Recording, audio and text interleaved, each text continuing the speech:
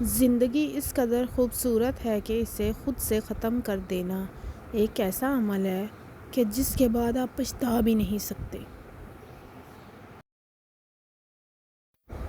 اپنے غموں اور پریشانیوں کو سینے میں دفن کر دو اور انہیں چہرے پر سجاؤ گے تو کمزور ہو جاؤ گے۔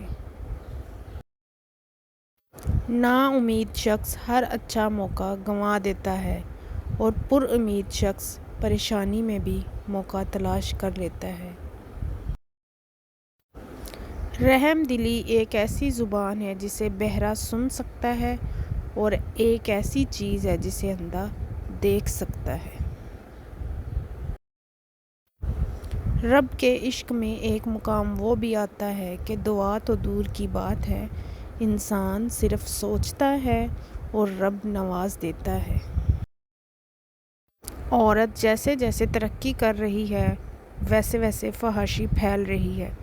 گھر کا مرد ظالم بنتا جا رہا ہے اور باہر کا مرد ہمدرد بنتا جا رہا ہے۔